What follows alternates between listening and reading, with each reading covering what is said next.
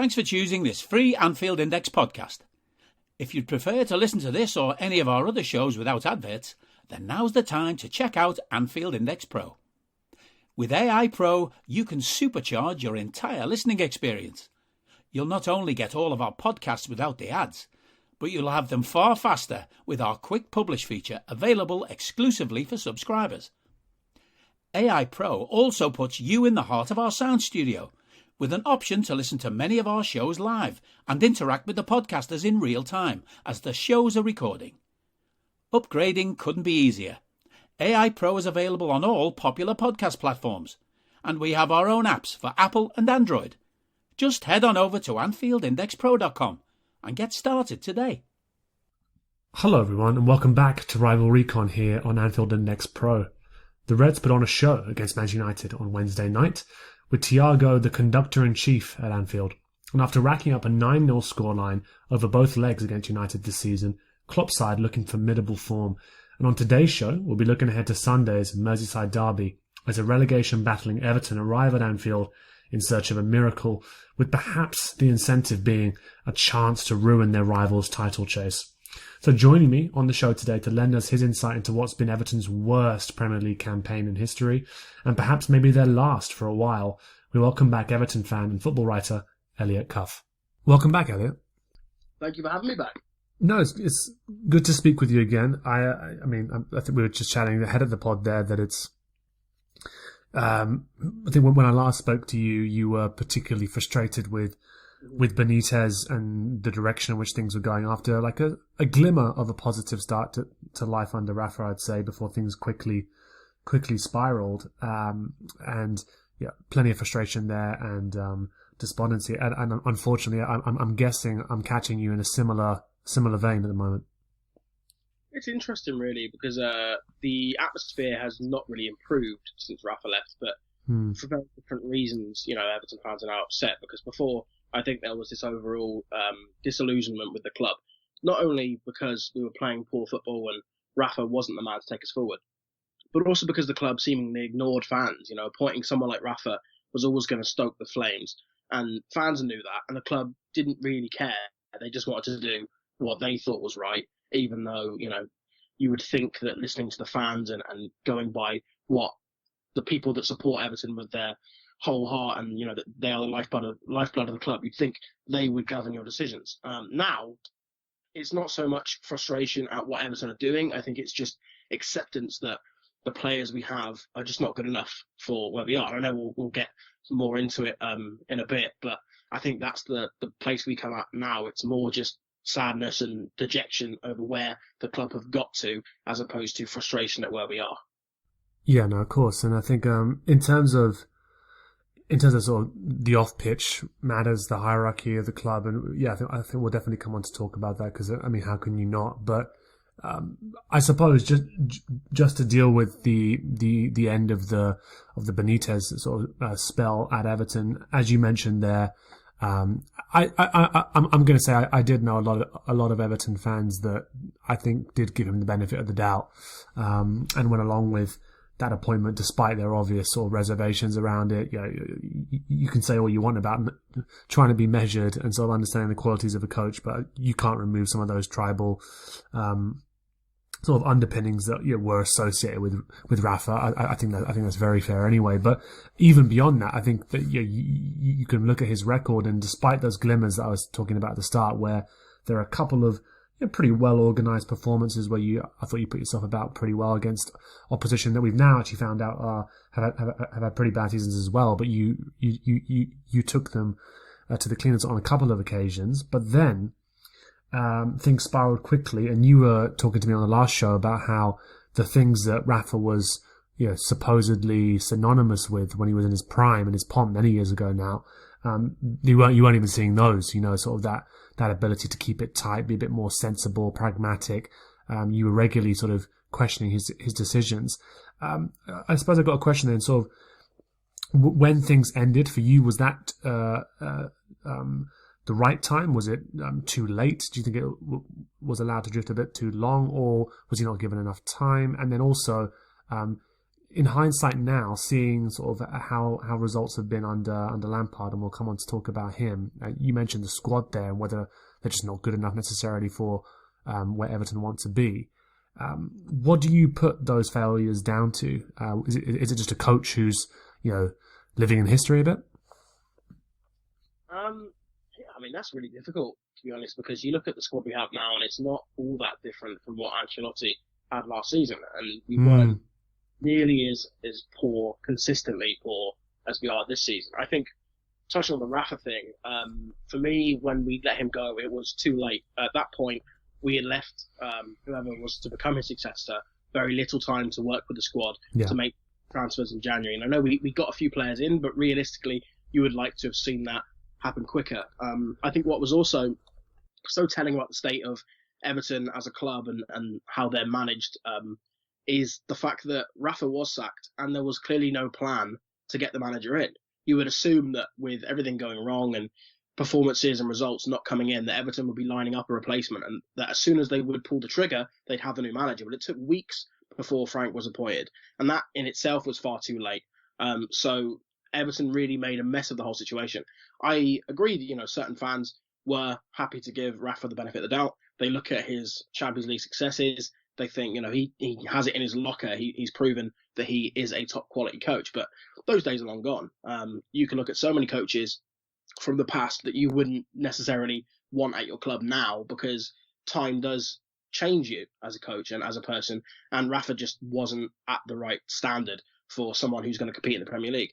The squad at the moment, it really is a mystery. It's so difficult to unpack why so many players that regularly performed well, or at least averagely last season, have now completely dropped off. How you've got people like, Michael Keane, who struggles to do anything right. And that isn't to single him out over the rest of the players, because I think other than a few bright sparks, the whole squad in general has just been disastrous. And it's something that if Everton do survive the drop, the next season is going to be so important as a rebuild process. If Frank is still in charge at that point, which I hope he is, I think he'll have an awful lot of work to do just to get Everton competitive again, because whether it's mentality, attitude, whether it's the players don't want to be there, they don't care enough about the club, whatever the reason is, there's obviously something wrong, and it's far beyond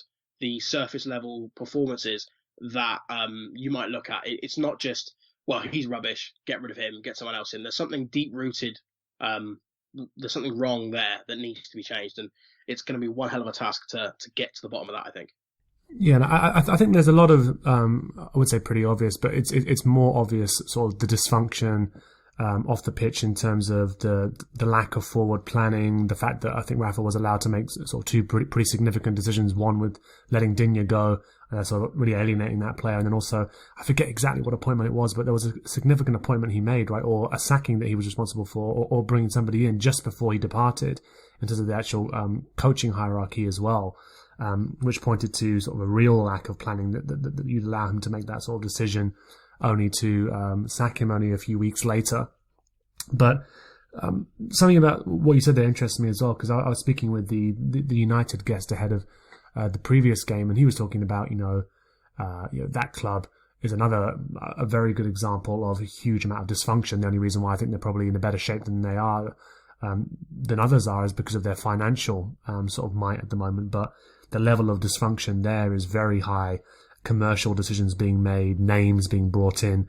You only have to look at that team to say it's almost symbolic of the vision that Ed Woodward and those running the club have or had for Man United. Not a coherent idea, an asset, if you will. And it's different for Everton. I know it is, but on the psychological aspect, and you were talking about, it's hard to fathom why some of these players who were performing well have just dropped off.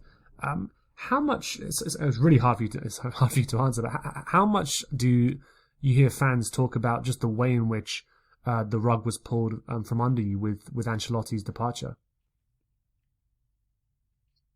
That definitely has to be a major part of it. I remember seeing speculation and reports from inside player camps at the beginning of the season that they had been just as shocked as anyone else, because there was obviously speculation at the time that it had been something that had been planned for a while, and all the players knew Ancelotti was going to leave. But it turns out that wasn't the case.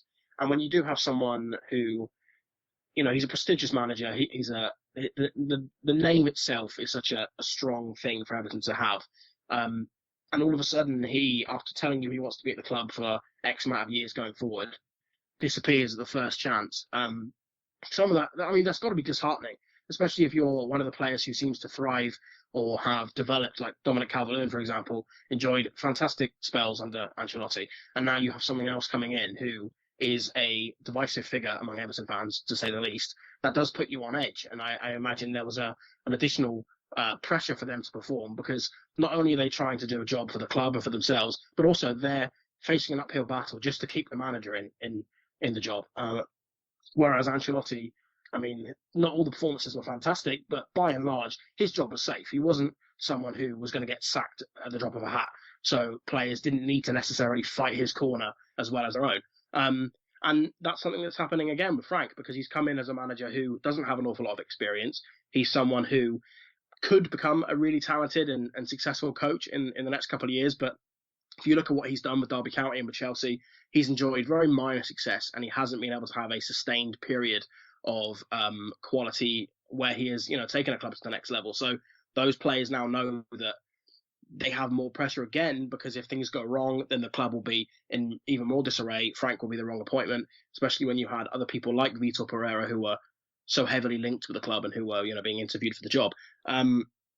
It's really difficult, and I think the psychology definitely has to come down to it.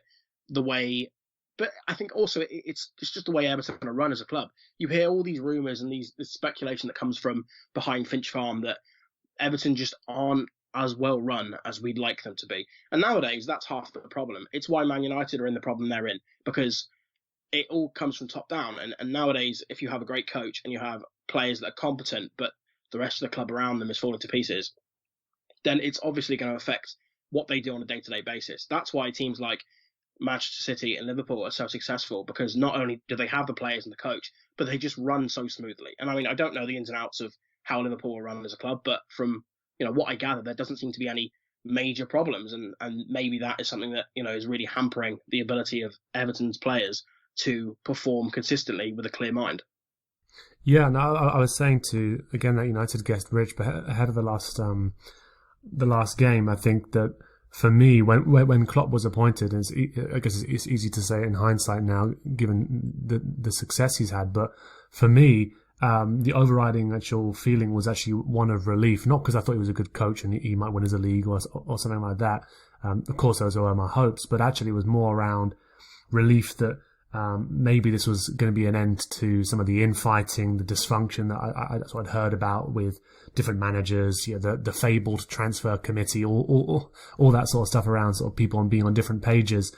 And yeah, I think that's the best thing you can say about City and ourselves at the moment, and any clubs that are generally successful, is that there's a coherence, right? Everyone seems to be on the same page, and I think you've seen that at Everton, that there doesn't seem to be much of that in clear sight. So I think we have to move on to Lampard then, in terms of I try hard not to be tribal on this pod, actually, and I try and be pretty objective.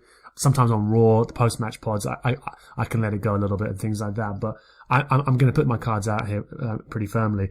I was very shocked when Everton appointed Frank Lampard from a completely neutral point of view, because I thought, given the issues you were dealing with, and given the issues that we'd seen Benitez struggle with in terms of the defensive side, maybe, and what you would usually associate with a side that looked like they were going to maybe be in a battle against relegation, that they would appoint a coach like that. And I'm interested, just you touched upon it a little bit there, your opinion of the appointment when it was first made, and then also the opinion of those Everton fans that you spoke to, really, just about, were you excited at this young, maybe up and coming coach, or were you actually thinking, well, maybe we should have gone for more of a sure thing?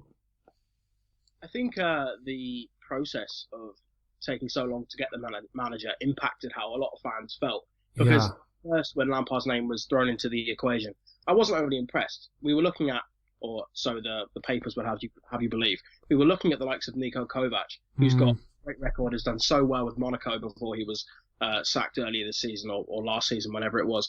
And we were looking at people like Graham Potter, who has done a fantastic job with very little at Brighton.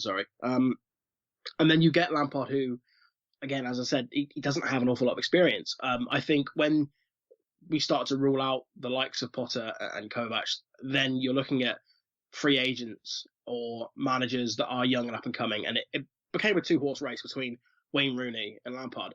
And at that stage, there's obviously a lot of sentimentality attached to Rooney's appointment. And he has done an amazing job at Derby, a job that, despite their relegation, it can't be understated how well he's done given the situation that club was in.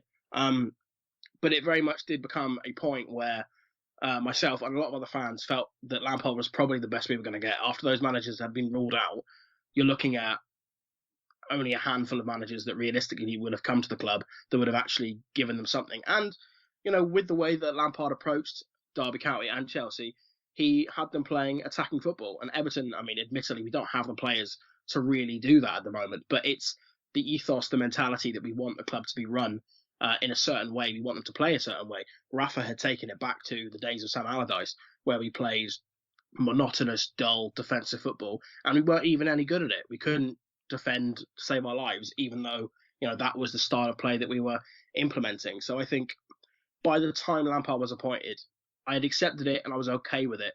But if you'd asked me a couple of weeks prior, he's not where I would have gone. Although I can't say I'm disappointed, and the results, he hasn't been perfect so far. He's made tactical errors, he's made poor substitutions at times, but by and large the problems remain with the players on the pitch.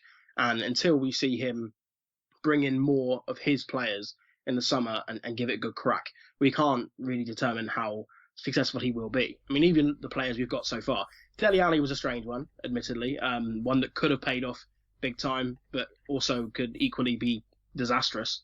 But Donny van der Beek was a smart signing, albeit on a short loan, and he's doing the best with what he's got. I'm interested to see how that can change in the future if he's given the time, which we need to let him have that time. Whether we go down or not, he needs to be in place next season to start again and try and rebuild. Interesting. Is there confidence that he would stay next season if Everton were to? If Everton were to go down, is there confidence that you think Lampard would stay? From my perspective, I would imagine that Lampard probably doesn't have an awful lot of offers. This is what I would think as well. I'm just going by the fact that apparently he refused certain other jobs, ahead of the Everton one. Oh right, yeah, Crystal Palace. Yes, yeah. Maybe he would want to leave, but he's. I know he's employed by the club, so he sort of has to toe the company line. But he has repeatedly said, Everton is such a big club; it's a massive opportunity, and we are a big club if you look at the history book. So maybe he would think, right, well, I don't have an awful lot of offers to go to any big clubs. This might be the place for me to stay, and I've been in the Championship before. I know what I'm doing. Get promoted, and he'd have all the resources available to him. Obviously, financial fair play could be an issue, but with the parachute payments, he will have the money to spend and try and shape the team in his image. And in terms of, you mentioned some of those players who've come in, Donny van der Beek on loan, Dele Alli on a free transfer. Not sure if there were others that were looked at. It was a short time frame, as you mentioned, with sort of he needs more time to identify those players. With what you've seen so far, what have been the real obvious shifts? You mentioned that sort of really sort of Allardyce-like football without the payoff that you were seeing from Benitez towards the end of his tenure. What has Lampard tried to get Everton doing? What are the noticeable shifts? Sorry, and if you were to think sort of which players or which positions are the top of his list, if he was to be able to purchase any players right now, who would those be? I think you've definitely seen a shift in the way Everton operate when they're not in possession. I think that's one thing that Everton fans were very hopeful of, where under Benitez they sort of just sat back and waited, and they weren't playing aggressive, they weren't trying to press. Lampard has tried to encourage that more, and again the players aren't good enough. They don't have the right fitness levels to compete. We saw that against Leicester yesterday. They were far too tired too quickly. But people like Alex Iwobi has found a new leash of life under Lampard because he's moved him into a central position and he's told him just to run, press, move quickly, try and put as much pressure on the ball as you can. And he's not great in possession, but he's doing better. And I think that's the whole point. We were trying to see more defensive solidity and in the midfield and the attack, press, work harder, try and create space, try and make the most of the opportunities.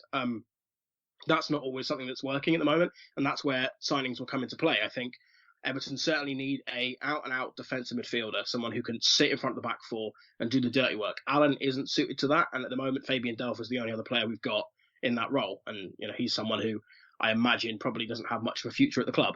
And then the obvious answer is at the back. We have been terrible all season. Yerry Mina's injuries have not helped, but Ben Godfrey, since coming back from his lengthy injury last season, has not been able to hit the same heights that he did initially. And Michael Keane and Mason Holgate have been comedy of errors at times. So certainly at centre-back. And then, we could really do with positions everywhere across the pitch, if I'm honest. We need someone to help take the pressure off Dominic Calvert-Lewin. Salomon Rondon hasn't really done that. So potentially someone there. Wide men, Andros Townsend, he's injured now, but he struggled for any game time under Lampard initially. So maybe Frank doesn't see what Rafa did in Andros, which is a shame because I did think he actually played reasonably well in the first half of the season.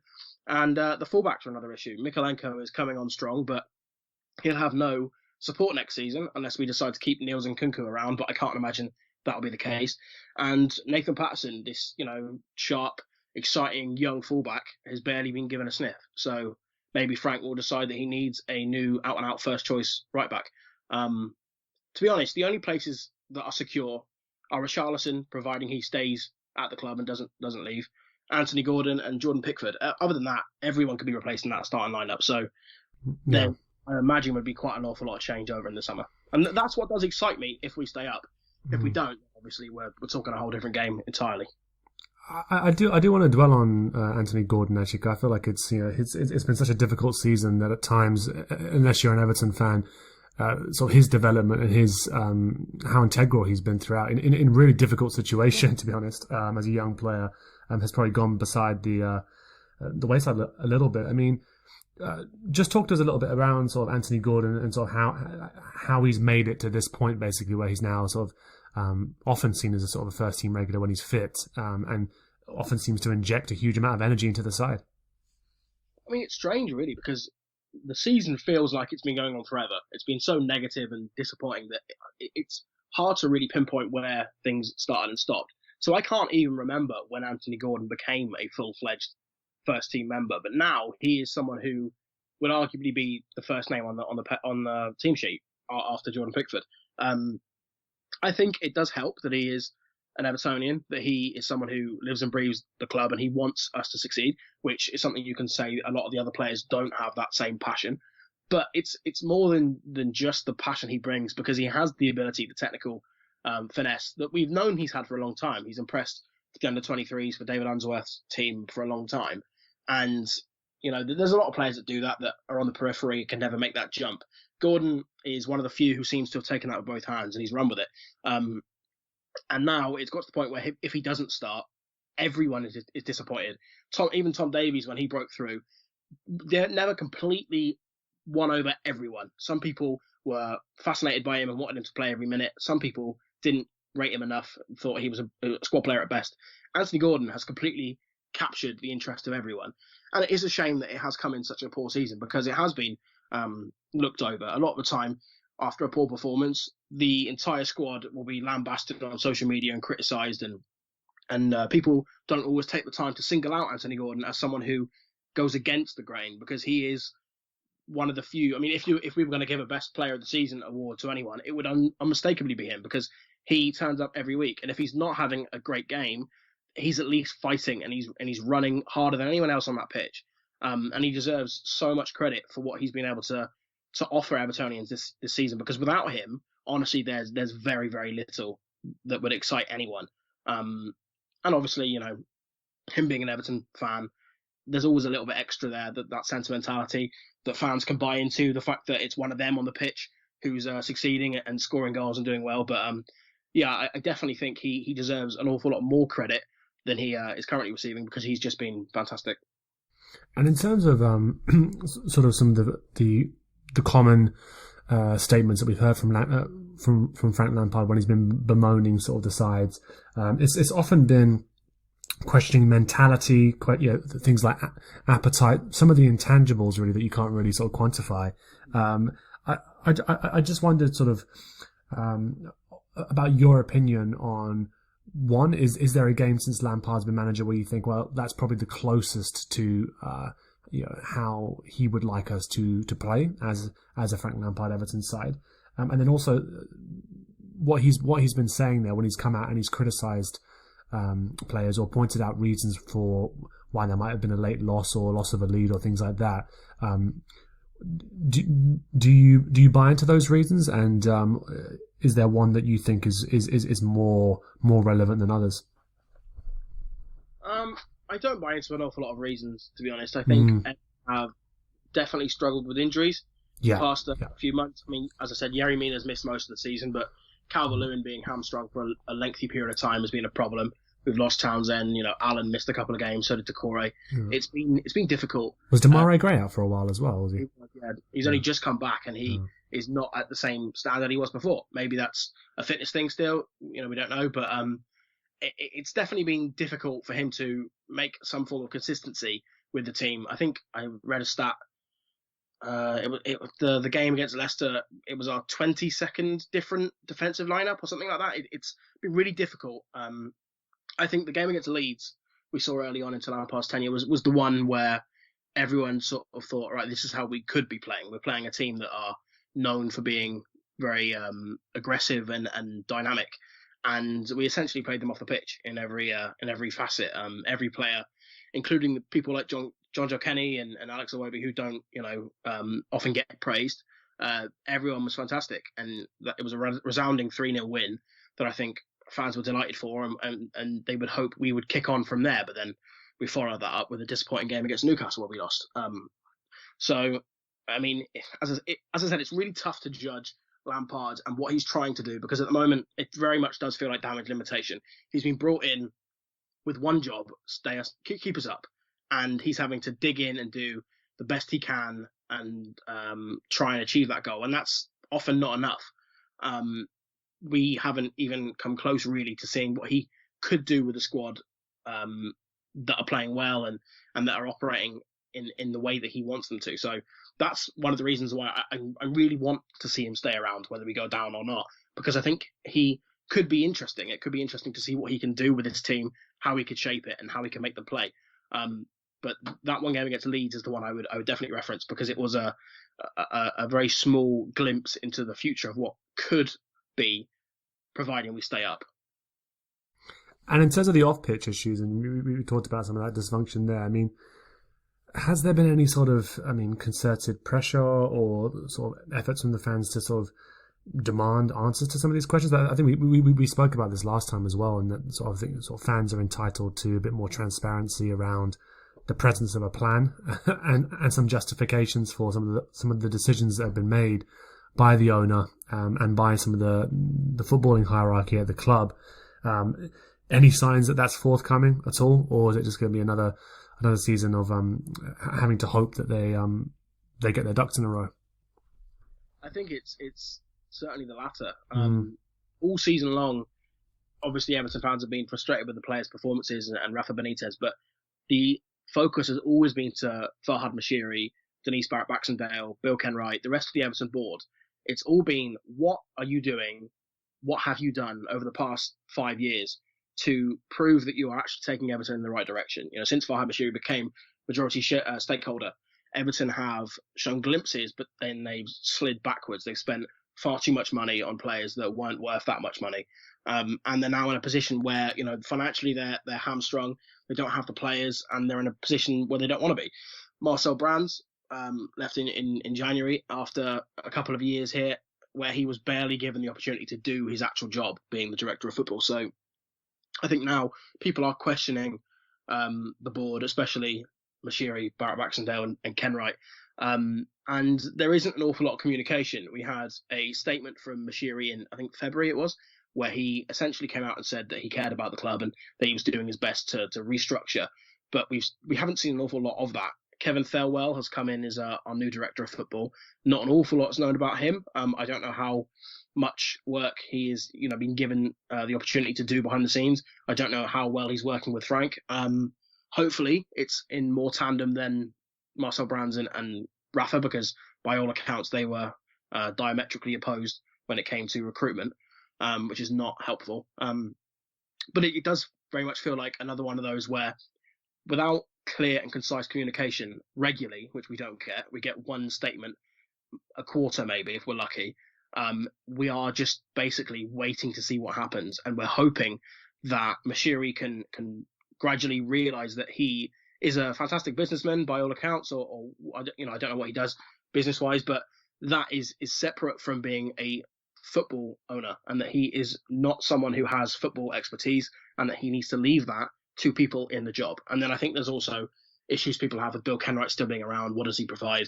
The fact that he is doing negotiations on behalf of Everton instead of the director of football, the fact that Mashiri's friend Kia Dubra-Chain is hanging around. There are so many questions that people have, and I don't think we're ever going to get an answer, because Mashiri doesn't seem to care enough about his perception among Everton supporters to address those issues. So it's not a fun time. We basically just have to hope and pray that whatever decisions they are making behind the scenes in secret, they are the right decisions and they will lead us in the right direction eventually. But I'm not massively hopeful, if I'm honest. I think you've got reason. You got reason to be sceptical about that. And I mean, after that Burnley win, that sort of dramatic sort of 3-2 comeback, you must have been sort of fearing the worst, basically, given how significant a result that looked to be at the time, with sort of Burnley seemed to have some momentum. Obviously, what we've seen is that Sean Dyche, was the longest sort of serving manager in the league, is now gone, and sort of Burnley are now left around sort of looking for a new direction, I suppose. And obviously Everton's results following that, a 1-0 win over a very, to give you the credit you deserve, but still a very poor Man United side. But again, needed to be beaten. 1-0 win over them. And then showing fight in sort of coming back into that game against Leicester, where Leicester did have, I thought, chances to win that game, but staying in a game like that and snatching a late equaliser there as well. You must have been impressed by sort of the response following that Burnley defeat, because that could easily have been sort of a very, very hard gut punch to come back from. I mean, it definitely was. It's the first time this season that, well, I think I tweeted something at the time where I'd gone beyond feeling angry or disappointed. I just felt sad. I just felt that we had got to a point where it was now inevitable that we were going to go down, and the Everton, as I've known it, as I grew up watching them, have come to an end. We've just hit the bottom of that slippery slope, and then miracles happen. Norwich beat Burnley, and we beat Man United, and now there's a 4-point gap again. So football is a funny old game. The Premier League, as everyone knows, can change on a dime.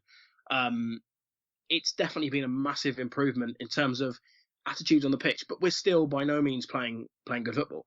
Man United, we were lucky that they are in such a slump, because even though we played better, we still didn't play well. And the game against Leicester, again, it was terrible, really. We conceded a very, very poor goal in the first 5 minutes. We gave away numerous chances throughout the game. Richarlison missed 2 sitters before he scored a horrendously scruffy goal at the end. And they all count, of course, but the performance itself wasn't good. And you look at the games Burnley have got coming up. They're playing Southampton, they've got Wolves, they've got Aston Villa twice. They've got some easier fixtures than we do. I think they've got Watford as well. We've got Chelsea still to play. We've got Liverpool, obviously, this weekend. We've got so many big teams to play. Arsenal, I think, on the last day of the season. It's still not looking safe. But I am thankful they were able to get that point against Leicester, especially after Burnley got a point against West Ham.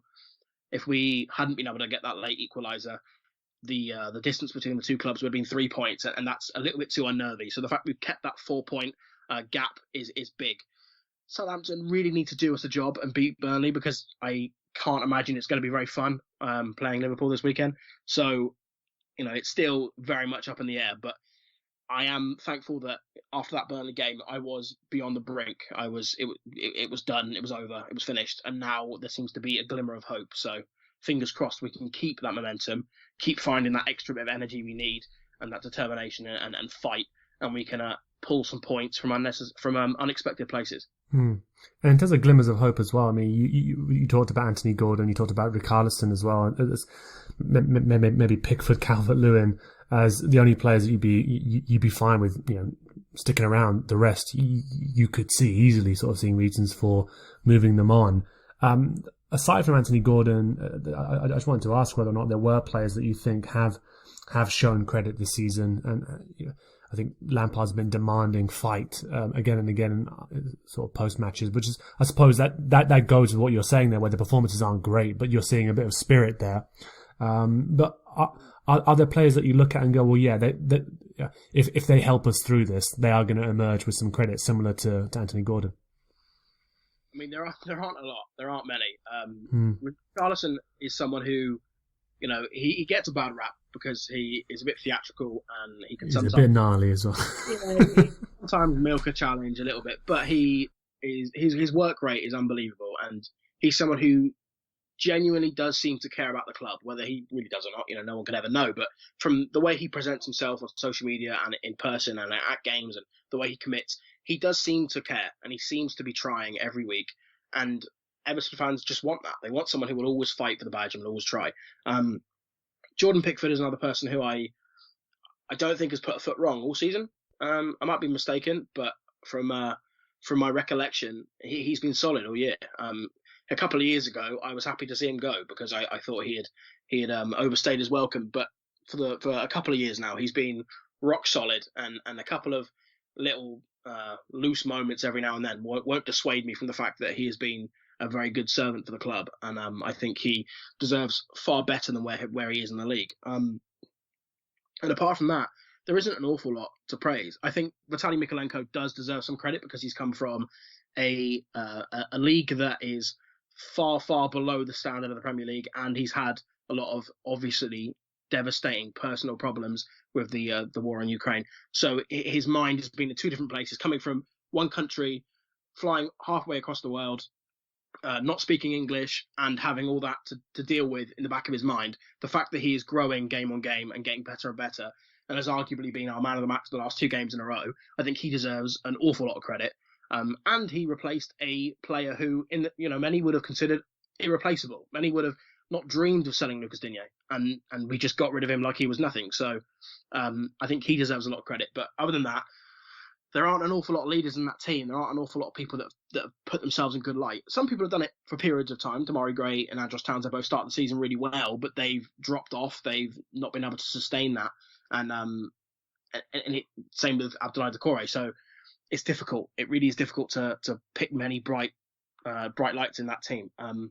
They all have it. Oh, and the one person I would praise as well is Alex Iwobi, because I've seen a lot of people online meme him and mock him and deride him. And completely written off, almost, yeah. Yeah, and I do think he tries every game. And again, I'll go back to the whole ethos that Everton fans want: someone who will fight and they'll try. And I mean, there was a couple. I can't remember who he was playing when he gave away the ball and it was just disastrous. I think he might have been against Burnley?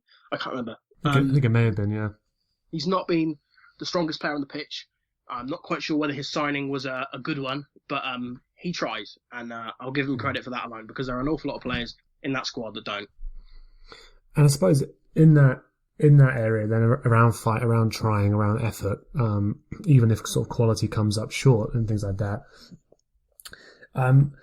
You mentioned the run in there, and it looks obviously very tough, actually, to be honest, in terms of sort of, obviously there's us on the weekend, and there's Chelsea, Leicester. I mean, the Watford game, you imagine it won't be pleasant with Hodgson, regardless of where Watford are at that stage. Brentford in very fine form at the moment. I think it was 4 wins out of the last 5 games. And then Palace, Palace may well and truly be on the beach by that stage. But Arsenal, you imagine, may have something to fight for as well. So, as you pointed out, it is a tough run, and it's one where you can't ease off. I'm interested by what you think Lampard's approach should be for a game like this at the weekend, where you were saying ahead of the pod, you don't think that we've spoken when the two sides have been this far apart in terms of their fortunes, also where they are at the moment. I was interested by sort of what United would do, and again, I feel like I've made a lot of United comparisons, but I was interested by what they would do because they're in their own particular rut at the moment. I think Everton are definitely fighting much harder for themselves than United are. But given the situation, given sort of the disparity between the two teams, how do you think Lampard's going to approach this game? I think he can only approach it in one way, and that is the same way that Man United should have approached the game, which is leaning on the historical rivalry between the clubs and trying to drive all of your motivation by passion and by determination to face a team that you don't get on with. Because if you try and outplay Liverpool, if you try and outmaneuver them, it will only end one way. Jurgen Klopp is a superior manager. Every player on the pitch for Liverpool is better than the equivalent in the position for Everton. There is no way Everton can outplay Liverpool in any way, shape or form. And it gives me no pleasure to say that. But, I mean, as I said to you before the pod, as you said, we've never been further apart in terms of ability. Liverpool seem to be hitting new heights all the time. And, it's unbelievable, really, what Klopp's been able to achieve. I particularly hate seeing Luis Diaz do well because he was supposedly on the verge of signing for us in the summer and now looking to go. So, I think the only way we can ever get anything out of that game, and I don't think we will, and I think very few Everton fans would believe that there's a possibility of getting anything. But if we are going to get anything, it has to be from just putting your heart on your sleeve, understanding the gravity of the fixture, and playing to the fans. And Everton fans have been fantastic all season. They've been brilliant, home and away. Sport's been incredible, and they will have to drag those players over the line because there is no other way that we can ever dream of getting anything. No, yeah, I think it's going to be an interesting atmosphere as well because again, it's another one of these games following shortly after the United game, which was an evening game, and the atmosphere was great there as well. These games are just incredibly important, obviously for both sides at the moment for different reasons. I'm just thinking. You were saying there around Luis Diaz and some other players. I mean, if you not a player that you say you're most not looking forward to facing this weekend, but I'm interested in hearing your opinion on which Liverpool player, if you're okay to admit it, has impressed you the most this season. Where do you even start? I mean, there's so many different options. Maybe not over the course of the entire season, but one player who recently, because I don't watch an awful lot of Liverpool games. It doesn't really That's matter. Fair. Yeah. To be honest. But one player who recently just wowed me was Thiago. Ah, yes. Yeah. Watching that game against Man City, it's a level above, and I know he was equally as impressive against Man United. And especially at the moment with Everton having essentially a non-existent midfield, whether we're playing 2 or 3 midfield, we don't seem to be able to control the game at all. You have someone with the sheer ability that he has, who will just. I believe Carragher said something during the United game about how it looked as if Thiago was playing football against his kids in his back garden. And he's just on another level. Obviously, the front three, whoever it is, Salah, Jota, Mane, Diaz, Firmino, it doesn't really matter. It's not going to end well. But yeah, I really enjoy watching someone of Thiago's ability play. It's just a shame he has to do it in Liverpool red. Yeah, no, I think you're not alone on that. I mean, I've got quite a few friends who live in Germany, and obviously they watched him a lot when he was playing for Bayern Munich. And I remember them being at pains to tell me that look, if he signs, you're going to have fun. Like you're going to have a lot of fun with this guy. And of course, he's had his injury issues, he's had his consistency issues. He came in at a point where we basically asked him to play 2 roles in midfield, and we realised that one thing he does share with Paul Scholes is that neither of them can really do a sliding tackle, I'd say. Although he's improved as he's got more support. But on the ball, it's pretty much cigar in the mouth stuff at times, and especially when you see players doing it without shin pads as well. You're always like, yeah, you've probably been doing this for a long time, haven't you? Where people have wanted to kick you, and you've gotten away with it. But no, it's certainly been the case. What's interesting to me actually is, given some of the intensity of the fixture schedule at the moment, just whether or not we're going to see a lot of rotation from Liverpool, to be honest, because the team that played against United, I think people argue back and forth about whether or not that's Liverpool's strongest team, whether Konate will come in for this game, whether or not you'll see Keita come in for this game. Maybe we'll even see the famous, of course, Divock Origi come back in for a Merseyside derby. Who knows? He's been a little bit out on the limb at the moment. But I do expect it's going to be a game where there is some rotation as well. I suppose that the final question to ask then, just before we wrap up, is how you're feeling about the rest of the season in terms of if you had to make a prediction right now, do you think you'll stay up, or do you think it's going to be? Is there one game in particular that you're looking at where you think that is a gigantic game? I think at the moment it's one of those where I'm not even paying attention to Everton's results. I'm looking purely at Burnley. Because like it is within their power to drag themselves out of this mess, and if they keep winning, Everton don't have it in their to equal their results. But not just because we've got harder games than they do, but because we're just not as good as them. We don't have as much fight as them. Ben Mee's the manager there, isn't he, for the rest of the season? Is that what they'd said, right? I believe so. Yeah. Ben Moore, part of the coaching team, is the whole under 23 setup that's come up. Right. Okay. He's just sort of joining them, I assume, to help bridge the gap between the under 23s and the first team. But I think at the moment, if I had to place money, I would probably say that Burnley will stay up. Because of the results, I thought they would struggle against West Ham. I know they obviously had a come down from the Europa League result. They probably weren't overly focused, but that was a massive point, and they've just got that easier running than Everton do. And I don't know if Everton have the personalities in that squad to really drag them over the line.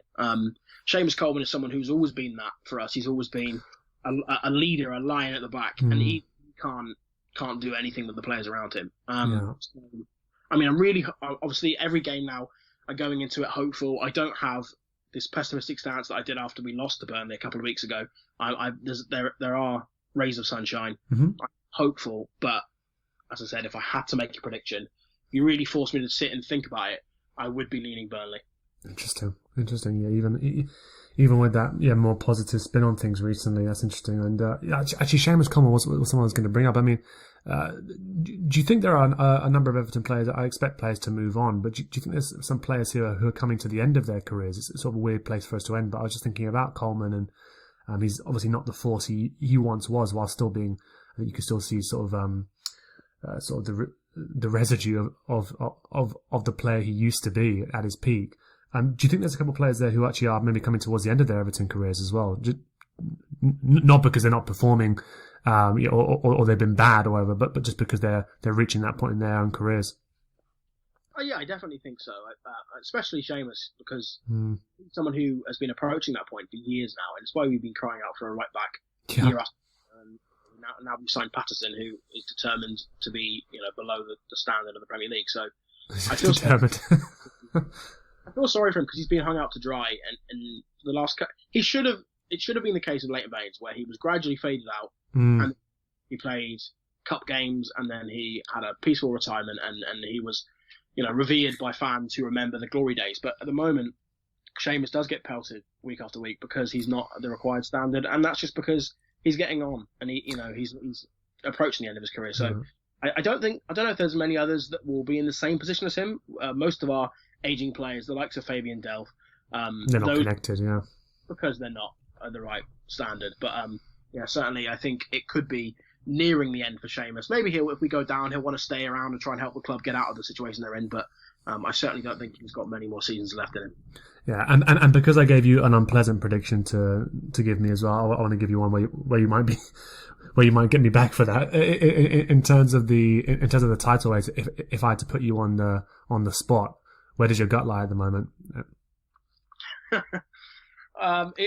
be honest, I'm really excited to see how it plays out. I would have to say that I think Man City will win purely because I don't know where they drop points. It's true. I think that's the biggest problem. Liverpool, I've got no doubt can win every game they've got remaining, but it's where City slip up. That is the issue. I think I would give Liverpool the edge, certainly in the cup final, but also in the Champions League. But the Premier League, I just don't know how they get that ground back unless Man City make a mistake, and I just can't see them doing it. Yeah, no, I think I'm with you there as well. Actually, not on the prediction of who's going to win or whatever, but I keep looking at the fixture list and going, who is going to come up, who is going to pop up with something, and obviously 0-0 half-time against Brighton last night, and then obviously things went the way they usually do. So yeah, I think I'm just going to focus on the Liverpool performances from now on onwards, and just control what we can control at this stage. But anyway, Elliot, thank you very much for coming on. I appreciate it. It's not been a fun time to talk this season. Certainly a long way away from where we were talking around sort of the time with Ancelotti. But really appreciate you coming on and sharing all your insight around Everton again. Well, every year we do it, and I do get a fair amount of catharsis out of it. So I appreciate the fact you've had me back on, and I look forward to doing it again next year. Where hopefully, if we get to do it next year, it might not be the case if we're not in the Premier League anymore. I hadn't even thought about that. That's going to send me into a spiral. But no, yeah, it's been a pleasure. Thank you very much, and hopefully it won't be too long before we do it again.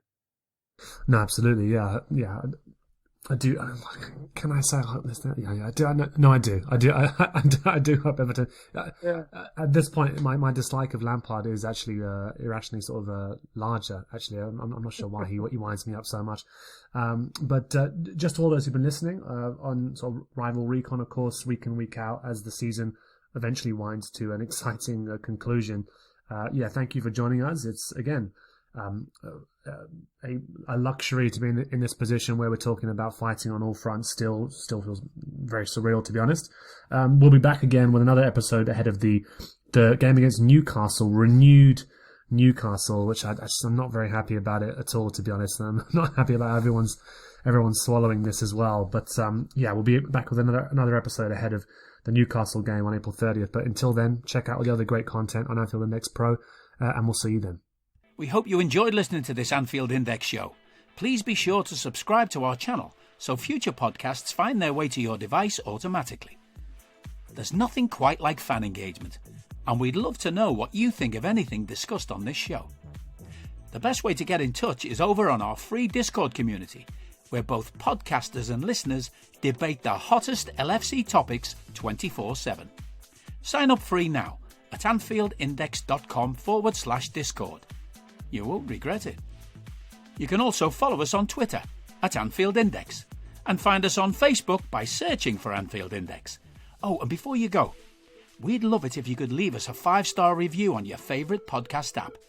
It only takes a couple of seconds, and it means the world to the people who create these free shows.